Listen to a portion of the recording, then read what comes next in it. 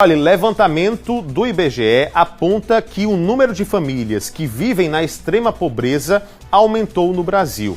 As regiões Norte e Nordeste foram as mais impactadas. Em Sergipe, 15,68% das famílias sobrevivem com R$ 100 por pessoa. Vou repetir, R$ 100 por pessoa. Uma triste realidade social que foi agravada com a pandemia. E para muita gente que enfrenta a situação de fome, a solidariedade é o que traz o alívio. A Claudiane acabou de retirar o Vale Gás e agora será beneficiada com 5 botijões gratuitos durante um ano, graças ao programa da Central Única das Favelas. Desempregada há 7 anos, a mãe de 4 filhos se sustenta com apenas R$ 400 que recebe do Auxílio Brasil. Não eu, como outras mães também, precisa muito dessa ajuda.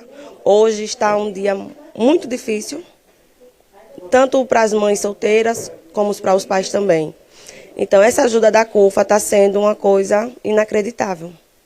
Uma coisa que é complicado, sabe? Falar assim da CUFA, porque é muitos benefícios que está trazendo para todo o Brasil, eu acho. O projeto Mães da Favela, criado pela CUFA, tem como objetivo levar renda para o maior número de mães moradoras dos territórios mais vulneráveis do estado de Sergipe, com a entrega de alimentos e de produtos de higiene pessoal. O alvo são mães solo, moradoras de favelas que tiveram as rendas impactadas pela pandemia da Covid-19. Ao longo do programa, novos eixos foram sendo criados e outras necessidades foram atingidas. É o que explica a presidente da Central Única das Favelas de Sergipe, Verônica Paiva. Aqui em Sergipe é um pouco mais de 12 anos de trabalho, desenvolvendo cultura, educação, arte, levando atividades esportivas dentro das escolas, sempre no contraturno escolar. E aí entra agora um novo eixo, que é essa questão da ajuda humanitária, né? Ela surge a partir dessa pandemia, que infelizmente fez com que muitas famílias saíssem de um patamar financeiro positivo para algo negativo. Então a gente viu a necessidade de já assistir essas famílias. Famílias essas que a gente já assiste com as nossas ações, e muitas delas são autônomas. A gente sabia que esse período pandêmico faria com que muitas mães deixassem de trazer renda para dentro de casa. Então a gente sentiu e viu a necessidade de ir em busca de parceiros, em busca de alimentos para tentar assistir algumas famílias. E o que chamou a atenção é que nesse período da pandemia, no primeiro ano quem doava, no segundo ano passou a precisar das nossas doações, né? Isso durou, tem algumas famílias que precisam dessa ajuda até os dias de hoje. Durante a pandemia, o número de famílias atendidas pela CUFA aumentou, passando das 150 mil famílias.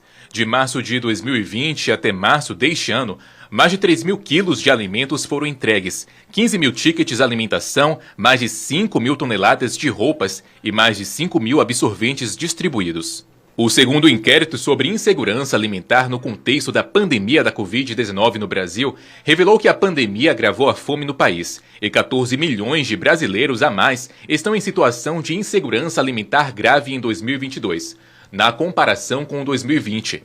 Isso significa que 6 em cada 10 domicílios não conseguem manter o acesso à alimentação, sendo as regiões Norte e Nordeste as mais impactadas. Essa realidade também está presente em Sergipe. A Secretaria de Estado da Inclusão e Assistência Social checou que, de acordo com o CadÚnico, mais de 366 mil famílias estão em situação de extrema pobreza no estado, ou seja, com renda per capita de até R$ 100. A família da Fabiana faz parte desta estatística. Na cozinha, ela prepara o alimento das 2 filhas, Samantha e Cibele. Além delas, na casa moram ainda mais 2 filhas e o esposo, que também se encontra desempregado e vivendo apenas de bicos. Fabiana precisou deixar o trabalho de diarista assim que ficou grávida da filha mais nova. Eu fiquei desempregada assim, quando eu saí, né, para cuidar dessa criança, que eu estava grávida aí. E meu esposo tem uns 6 anos, já está desempregado também, porque ele trabalha como mecânico. Aí, dificuldade em todos os sentidos, né? Em alimento, em comprar uma roupa, comprar uma coisa, dar uma ajeitada na casa. Aí, com o desemprego, né, fica difícil. Hoje ela conta com a ajuda do CRAS, que a cada 2 meses auxilia a família com distribuição de cestas básicas. Os mantimentos, no entanto, duram poucos dias na despensa. Dá para passar uns 8 dias. Aí, dos 8 dias, aí você tem que esperar Aí vai lá, faz o pedido de novo, vai ter que esperar um mês, às vezes. Porque ela diz que é assim, 2 em 12 meses, mas assim, se não tiver ninguém na frente, né? Já aconteceu alguma vez assim de seus filhos pedirem alguma coisa e vocês não poderem dar naquele momento? Não, assim, às vezes pede um lanche, né? Uma coisa assim, a gente não tem, quer oferecer outra coisa, aí às vezes não quer. E criança, né? Às vezes não quer arroz nem feijão, aí quer um lanche. Aí eu digo, mulher, não tenho não hoje não. Sabe, quando eu tenho, eu compro. Aí chora, depois se cala. Que é criança, né? De acordo com dados da Coordenadoria de Políticas de Transferência e Renda, que gerencia o Cadastro Único em Aracaju, existem mais de 45 mil famílias em situação de extrema pobreza no município. E os bairros com maior parte delas são Santa Maria, Porto Dantas, Santos Dumont, 17 de Março, Olaria e a Zona de Expansão. De 2020 até maio de 2022, houve um aumento de 30% de famílias nessa condição na capital. São dados alarmantes que a gente fica muito preocupado, né, em relação a esse aumento da extrema pobreza. Aracaju hoje tem 97.088 pessoas cadastradas no Cadastro Único. Dentre essas, 45.237 estão na extrema pobreza, né? E isso é um dado que se reflete nos sinais, né, as pessoas pedindo, se refletem no centro da cidade, se refletem na casa das pessoas quando alguém bate a porta e pede 1 quilo de alimento.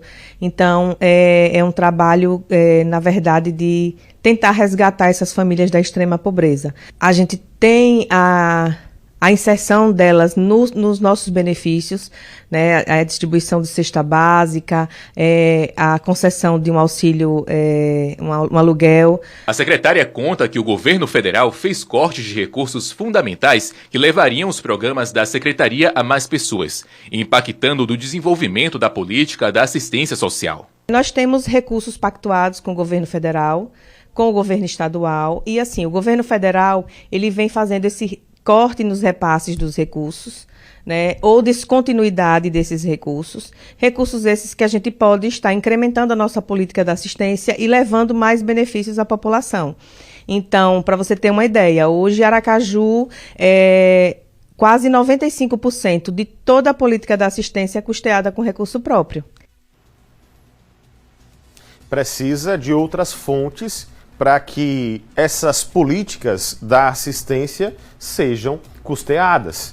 Esse peso ele tem que ser dividido. Agora, você imagine, a gente tende sempre a reclamar da vida. Imagina um cidadão, uma pessoa que tem que sobreviver, não é porque quer, tem que sobreviver com apenas R$100 por mês. Isso para garantir a sua moradia, porque muitos moram de aluguel. Isso para poder garantir a sua alimentação, a sua vestimenta, isso para garantir os seus remédios quando são necessários, a sua higiene pessoal. Imagine a situação. É uma situação extremamente complicada e que mostra que nosso país ainda tem muito, mas muito a evoluir. Precisamos entender esse alerta.